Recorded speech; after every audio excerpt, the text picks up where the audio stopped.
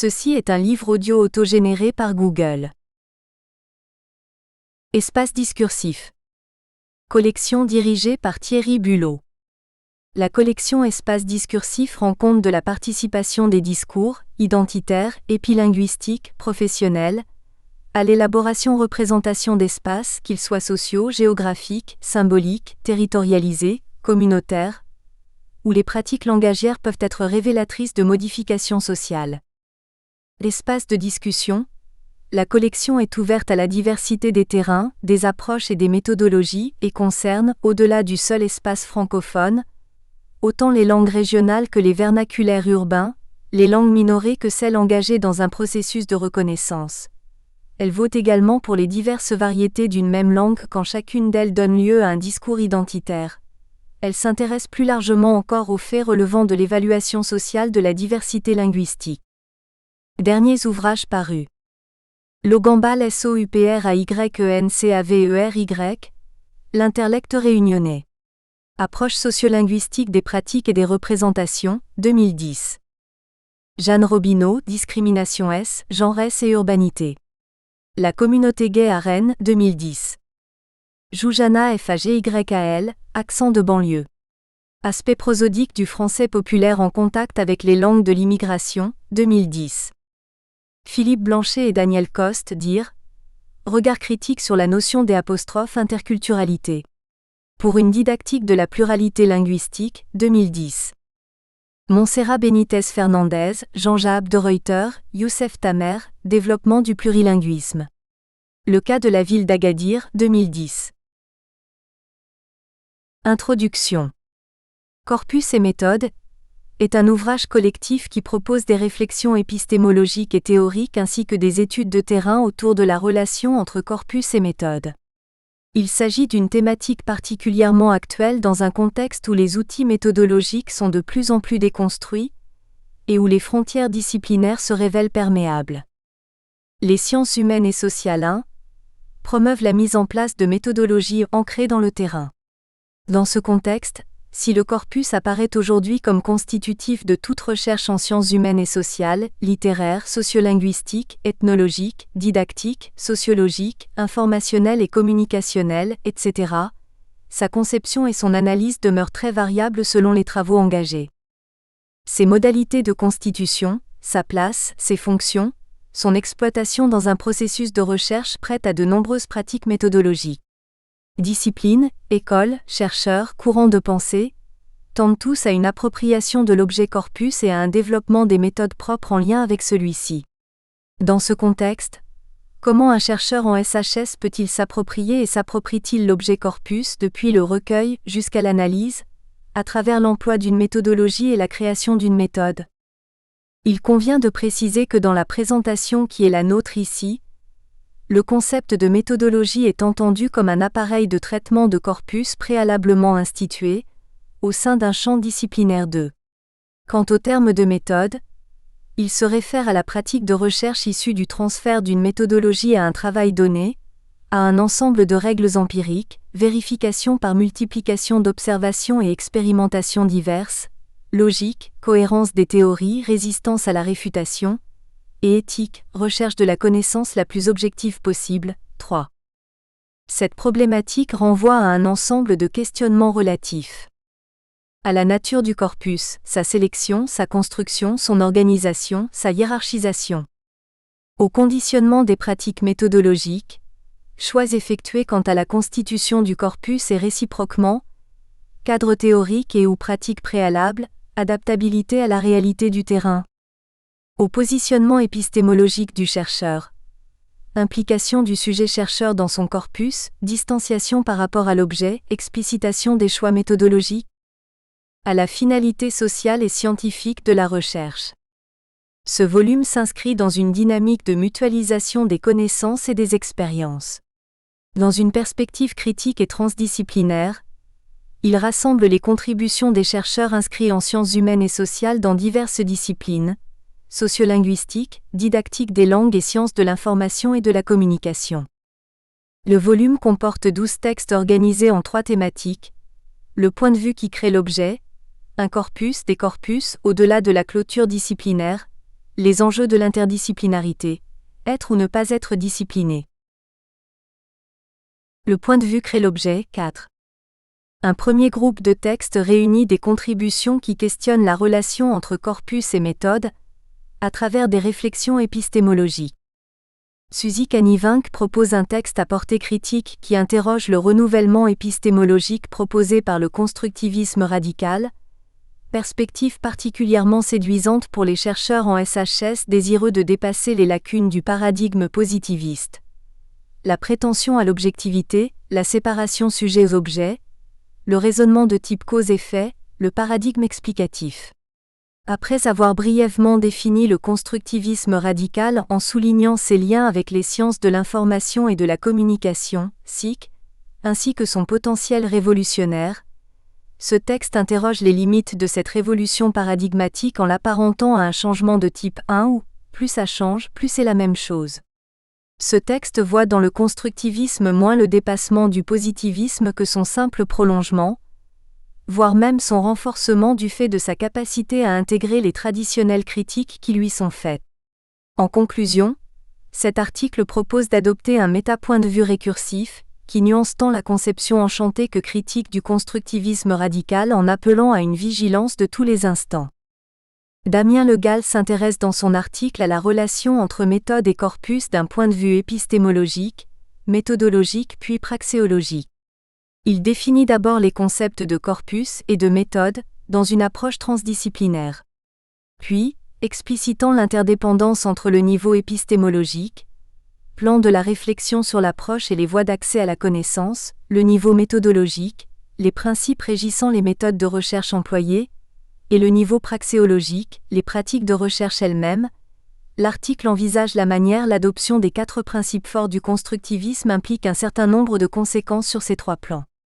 Prenant appui sur la recherche qu'il réalise, le chercheur présente différents exemples de traduction des principes constructivistes sous forme de méthodes d'enquête et de traitement des données.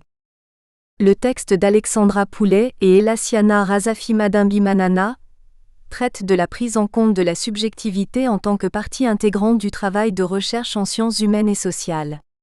Les auteurs partent du postulat que face à son travail, le chercheur ne peut s'extraire des propriétés réflexives et identitaires qui en font un individu et un acteur social. L'acteur-chercheur investit en effet son travail, son terrain ainsi que les questionnements qui en découlent avec le regard propre à son historicité et à sa complexité. Se pose alors pour les auteurs, la question de la scientificité d'une recherche critique inclusive de la subjectivité et de l'expérientiation de l'acteur-chercheur. Ce texte fait apparaître en quoi l'intersubjectivité inhérente à la rencontre altéritaire est un apport scientifique multidimensionnel. Elle permet de prendre en compte les subjectivités des acteurs et les tensions, contradictions qui en découlent. Il montre enfin qu'une épistémologie intégrative du soi peut être au service d'une entreprise scientifique, ce qui implique aussi des apports en termes de méthode S. Le texte de Maria Philippou interroge également ces problématiques de la subjectivité et de la distanciation du chercheur par rapport à son terrain. L'auteur questionne les implications d'ordre éthique et le rôle du chercheur, dans des cas où la population enquêtée a récemment vécu un événement traumatisant.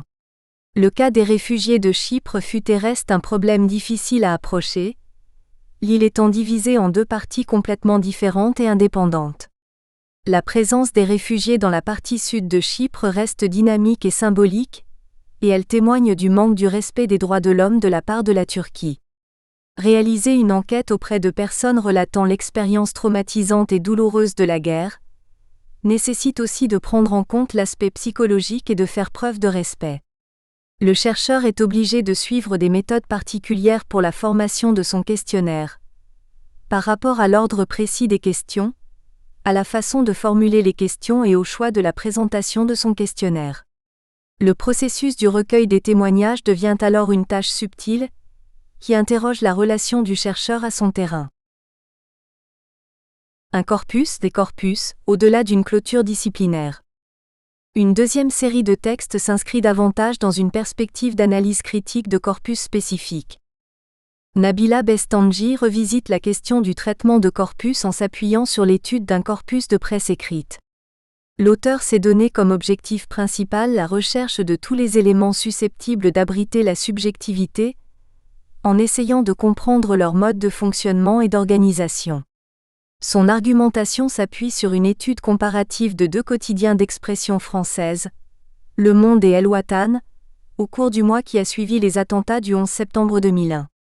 L'étude des titres semble particulièrement importante pour l'auteur, car c'est par leur intermédiaire que le lecteur prend d'abord contact avec les journaux.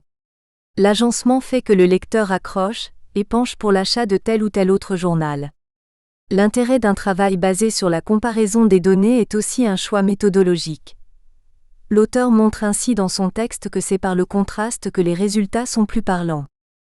Pour sa part, Kaina Djerou questionne les différentes dimensions de la récolte d'un corpus en sociolinguistique appliquée à l'étude des représentations linguistiques et spatiales de 2 quartiers, populaires et résidentiels, d'Alger. Quelles sont les démarches à suivre pour que la matière discursive qui constitue le corpus soit pertinente pour répondre aux questions initiales de l'étude ? L'auteur passe en revue les 3 paradigmes essentiels en sociolinguistique et les principaux courants méthodologiques en sciences humaines, puis propose d'adopter une procédure mixte pour surmonter les limites de chaque approche. Pour finir, l'auteur détaille les principales techniques de recueil de corpus, entretien, questionnaire, appliquées à sa recherche. L'objectif du texte proposé par Florence Thiault est de mettre en évidence l'intérêt qu'il y a à articuler approche ethnographique et analyse du discours, pour l'étude d'un corpus constitué de messages archivés d'une liste de discussions en information-documentation. L'analyse de discours s'applique aujourd'hui à de nouveaux corpus, comme les discours clos circulant dans des communautés restreintes qui à travers leur rite langagier partagent un même territoire. Un élargissement du contexte s'impose à l'analyste. Une telle démarche suppose en effet de s'efforcer de restituer les connaissances, savoirs, catégories mobilisées par les sujets parlants pour construire le sens. Cette étude limitée ne prétend pas à l'universel. Néanmoins, le terrain professionnel que l'auteur analyse est porteur d'un potentiel de renseignement pour d'autres situations. Nolwenn Enaf s'intéresse à un corpus spécifique, les blogs.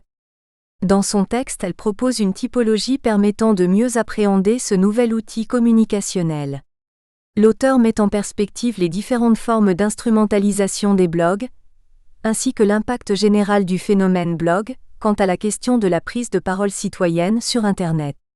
Pour atteindre cet objectif, l'auteur a organisé un échantillon autour de 2 axes issus de l'ambiguïté provoquée par la catégorie d'instrumentalisation. L'axe à but lucratif, à but non lucratif, et l'axe amateur professionnel. La chercheure espère ainsi, par sa démarche, appréhender de manière plus fine les caractéristiques supposées rationalisantes des blogs à vocation instrumentalisée, mais aussi les éventuelles constances présentes dans les dispositifs communicationnels émanant de la sphère amateur, professionnelle. Question de méthode, être ou ne pas être discipliné. Une 3e et dernière partie clôturera le volume par des textes qui questionnent les apports de l'interdisciplinarité. Jeanne Meyer propose dans son texte une approche de divers outils méthodologiques caractérisés par leur capacité à être transférés, étudiés puis adaptés au contexte dans lequel ils sont réinvestis. Ces outils sont directement intégrés à une recherche sur le rôle du discours dans les procédés discriminatoires à l'embauche. Sont ici analysés le locuteur masqué comme méthode permettant de travailler sur la figure de l'autre potentiellement discriminé, l'observation participante pour identifier les items positifs et ou négatifs d'évaluation, positifs et ou négatifs, dans les processus d'embauche, le questionnaire à échelle d'attitude afin de révéler les représentations sociolinguistiques, stéréotypes sociolangagiers présents à Rennes et l'entretien semi-directif de façon à observer les pratiques discriminatoires en discours. Cette étude sur les discriminations à l'œuvre en milieu professionnel conduit ici à envisager les outils méthodologiques des sciences du langage comme outils potentiels pour la lutte contre les discriminations, ce qui offre une nouvelle perspective dans un système actuellement en manque de dispositifs pour la compréhension de la discrimination systémique. Marcela Patrascu propose une approche descriptive et praxéologique des pratiques informationnelles et communicationnelles en conditions de mobilité. L'observation des usages de dispositifs socio-techniques nomades, ordinateurs portables, DVD portables, téléphones portables, etc., rencontre plusieurs difficultés dues à une double mobilité. En effet, cette double mobilité, objet nomade et usager en mobilité, rend le recueil des données plus difficile à mettre en œuvre. Le dispositif méthodologique que l'auteur propose dans le cadre de l'étude des usages de la télévision sur le téléphone portable vise une appréhension multimodale de l'interaction entre l'usager, l'objet technique et l'environnement. Il s'agit d'une approche qui porte à la fois sur les discours, les conduites et les maniements des artefacts. L'approche que la chercheure envisage cherche à dépasser les approches logocentriques, qui ne prennent en considération uniquement les productions langagières accompagnant l'action. Elle défend à l'instar de Christian Lemoine, 2004-2008, Jean-Luc Bouillon, Sylvie Bourdin et Catherine Launeux, 2007-2008, un retour des recherches en SIC sur la question organisationnelle comme problématique heuristique dans les approches des technologies de l'information et de la communication. À partir d'un rappel chronologique de l'histoire de l'analyse de contenu, Julie Brusque met en évidence que les différents courants qui la composent recourent à plusieurs méthodes issues de diverses disciplines. La sémantique utilise les statistiques, la sémiotique s'inspire de l'esthétique, etc. L'auteur poursuit en exposant les courants constructivistes de l'analyse de contenu, mobilisant le concept de discursivité sociale, de Bernard Delforce.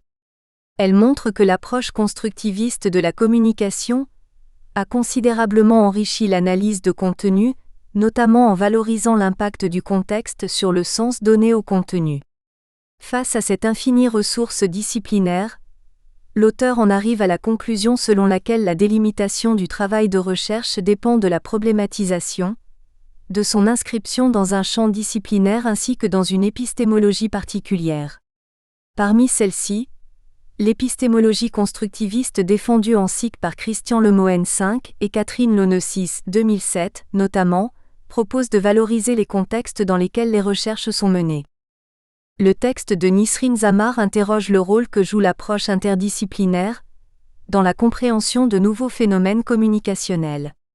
Les sciences de l'information et de la communication ont la particularité d'être une science d'adjonction, c'est-à-dire une science trans et pluridisciplinaire. 7. L'auteur revient sur la définition de la pratique de l'interdisciplinarité, qui consiste à utiliser les ressources de disciplines diverses pour construire une représentation adéquate d'une situation. Cette interdisciplinarité est appropriée par l'auteur comme une méthodologie de compréhension des différents aspects des réseaux sociaux et de leurs usages. Un défi reste à surmonter. Comment bénéficier de cette richesse tout en abordant une approche communicationnelle? Comment l'héritage méthodologique et conceptuel de la sociologie, de la psychologie ou de l'anthropologie permettra de comprendre et de délimiter l'objet de recherche? Marie Katelhoff, Marcella Patrascu, Suzy Canivin. Damien Legal, Julie Brusque. Nous tenons à remercier le laboratoire PREFICS pour son soutien et sa dynamique, qui nous a permis de réaliser des manifestations scientifiques de qualité dont cette publication représente l'aboutissement. Nos remerciements s'adressent tout particulièrement à Catherine Launeux et Thierry Bulot. Le constructivisme radical, regard critique sur une révolution paradigmatique 8. Le renouvellement épistémologique proposé par le constructivisme radical offre une perspective particulièrement séduisante pour les chercheurs en sciences humaines et sociales, SHS, désireux de dépasser les lacunes du paradigme positiviste, telles que les hypothèses ontologiques, déterministes et dualistes réductionnistes quant à la complexité de l'univers. La première partie de cet article se proposera de définir brièvement cette nouvelle approche épistémologique, en soulignant ses liens avec les sciences de l'information et de la communication, SIC, ainsi que son potentiel révolutionnaire. Cette partie présentera donc le constructivisme radical dans son versant positif, et peut-être même un peu trop enchanté. La seconde partie de cet article se voudra au contraire beaucoup plus critique, et s'interrogera sur les limites de cette révolution paradigmatique. Elle s'interrogera tout d'abord sur le possible renforcement de la rationalité instrumentale, que pourrait occasionner ce renouvellement conceptuel. Elle montrera ensuite que le constructivisme radical peut s'appréhender non comme un dépassement du déterminisme, mais comme son simple prolongement. Sous cet angle, le constructivisme radical pourrait s'apparenter à un simple changement de type 1 où plus ça change, plus c'est la même chose. Le constructivisme, bien plus qu'un dépassement du positivisme, pourrait ainsi refléter son simple prolongement, voire même son renforcement du fait de sa capacité à intégrer les traditionnelles critiques qui lui sont faites. Une aptitude qui n'est pas sans rappeler celle du nouvel esprit du capitalisme. La troisième partie de cet article viendra donc interroger la problématique place de la critique aujourd'hui. Le constructivisme, paradigme des nouvelles sciences, ayant vocation à dépasser les limites du paradigme positiviste. Définition du constructivisme. Brève présentation. Le constructivisme postule, comme son nom l'indique, que nous construisons la réalité, nous l'inventons plus que nous la découvrons. Comme l'explique Paul Václavic, avec le constructivisme, toute prétendue réalité est la construction de ceux qui croient l'avoir découverte. Václavic, 1988. Ainsi, notre conception de la réalité n'est plus une image vraie d'une réalité qui se trouverait à l'extérieur de nous-mêmes. Elle est profondément liée aux processus cognitifs qui nous ont conduits à cette conception. Le constructivisme brise donc la conception ontologique de la réalité qui existerait en elle-même, indépendamment de nous. L'on ne considère plus la connaissance comme la recherche de la représentation iconique d'une réalité ontologique, mais comme la recherche de manières de se comporter et de penser qui conviennent. La connaissance devient alors quelque chose que l'organisme construit dans le but de créer un ordre dans le flux de l'expérience, en tant que tel informe. Von Glasersfeld, 1988. Le paradigme constructiviste ne se base donc plus sur la correspondance des idées et des faits, mais sur la convenance, et l'adéquation des idées et des expériences sensorielles. Pour rendre plus intelligible cette approche épistémologique, quelque peu déroutante au premier abord, il faut bien l'admettre, Ernst von Glasersfeld la compara à l'évolutionnisme darwinien. Tout comme l'environnement exerce des contraintes sur les organismes vivants et élimine toutes les variantes qui d'une façon ou d'une autre transgressent les limites à l'intérieur desquelles elles sont possibles ou viables, de la même manière le monde empirique, celui de la vie quotidienne comme celui du laboratoire constitue le terrain des apostrophes. Expérimentation pure de nos idées. Von Glasersfeld, 1988. La sélection naturelle et épistémologique va donc sélectionner non les organismes et conceptions les plus aptes et vrais, mais ceux qui passent le test empirique. La métaphore de la serrure est souvent utilisée pour illustrer le constructivisme. Si la clé que j'ai sur mon trousseau parvient à ouvrir la porte de chez moi, cela veut dire qu'elle convient, mais non que c'est la vraie, la seule clé qui soit adéquate à cette serrure. Bref historique où l'on perçoit la place centrale des SIC, Nouvelle Science, Lemoigne 2001. Contrairement à une idée encore trop répandue, le constructivisme n'est pas une conception propre au XXe siècle.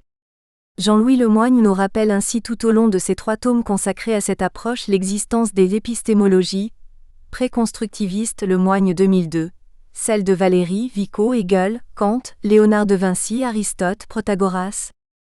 Plus que le constructivisme, ce sont les sciences émergeant au milieu du XXe siècle qui l'accompagnent et qui accompagnent son renouvellement qui sont réellement nouvelles. Comme l'explique Jean-Louis Lemoigne, en 1948 apparaissent simultanément au moins 3 nouvelles sciences. La cybernétique ou science de la communication et de la commande, Norbert Wiener. La science de la transmission et du traitement du signal et de l'information, Shannon et Weaver. La science des processus de décision opérationnelle, la recherche opérationnelle depuis H. Simon, Lemoigne 2001. On perçoit d'emblée la place centrale des SIC, qui continue d'ailleurs à faire référence à ces 4 auteurs comme à des fondateurs. Ainsi, pour Jean-Louis Lemoigne, les sciences de la communication et leurs jumelles, les sciences de l'information, sont des sciences vraiment nouvelles, prototype du nouvel esprit scientifique annoncé Bachelard en 1934, Lemoigne 2002. Ces nouvelles sciences vont ainsi être à l'origine du renouvellement du constructivisme et du qualificatif radical, qui lui est désormais accolé. Elles vont en effet impulser une véritable entreprise de reconstruction épistémologique, adaptant la science contemporaine à la production de connaissances processus plutôt qu'à la découverte de savoirs stables, Lemoigne 2001. Un bouillonnement paradigmatique que certains assimilent déjà à une révolution scientifique, Kuhn, 1983, symptomatique du franchissement de l'obstacle épistémologique, d'une épistémologie positiviste, à une épistémologie non cartésienne, que préconisait déjà G. Bachelard en 1934, Lemoigne 2002. Le constructivisme, un tournant paradigmatique. Si le constructivisme est désormais qualifié de radical, c'est qu'il représente une véritable fracture par rapport à la conception traditionnelle du monde et des connaissances que l'on en a. Comme l'explique Ernst von Glasersfeld, le constructivisme radical est alors radical, parce qu'il rompt avec la convention et développe une théorie de la connaissance dans laquelle la connaissance ne reflète pas une réalité ontologique objective, mais concerne exclusivement la mise en ordre et l'organisation d'un monde constitué par notre expérience. Von Glasersfeld, 1988. Le constructivisme incarne ainsi pour Jean-Louis Lemoigne la reformulation d'une épistémologie concurrente, des positivismes, Lemoigne 2001. Dépassement de la conception positiviste ontologique de la réalité. Le dépassement du positivisme semble en effet être un fondement du constructivisme, comme le remarquent de nombreux auteurs à commencer par Lynn Segal. Le constructivisme radical se charge de la tâche impopulaire de détruire la croyance fantasmagorique en l'existence d'une réalité objective. Segal, 1990. En effet, comme le souligne Paul Václavík, le constructivisme au sens pur et radical du terme est incompatible avec le mode de pensée traditionnel.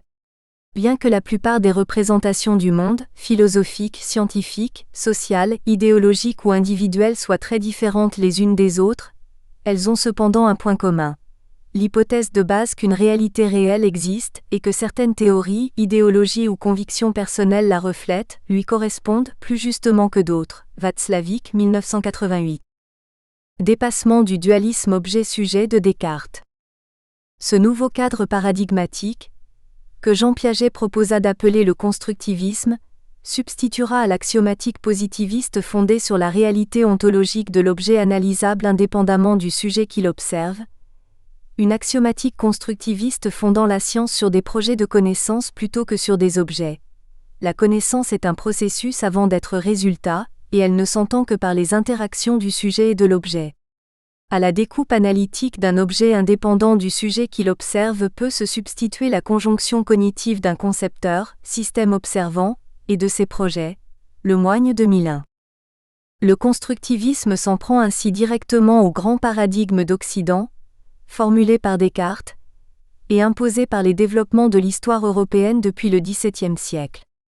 Le paradigme cartésien disjoint le sujet et l'objet, avec pour chacun leur sphère propre, la philosophie et la recherche réflexive ici, la science et la recherche objective là. Cette dissociation se prolonge, traversant de part en part l'univers, sujet-objet, âme-corps, esprit-matière, qualité-quantité, finalité-causalité, sentiment-raison, liberté-déterminisme, existence-essence. Morin, 1991. Dépassement de la causalité efficiente et linéaire du déterminisme. Le constructivisme se veut également une remise en question du déterminisme et de sa conception pauvre de la causalité, réduite à la simple causalité efficiente.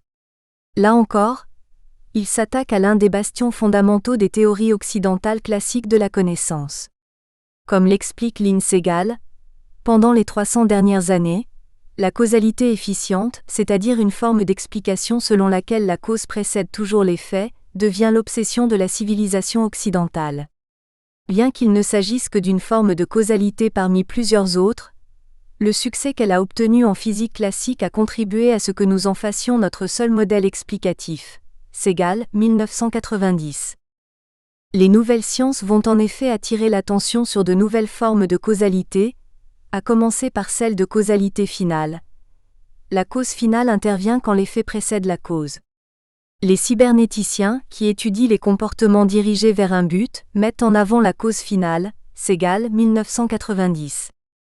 La cybernétique va ensuite mettre l'accent sur une autre forme de causalité, résultant de la combinaison des deux précédentes, la causalité circulaire ou récursive.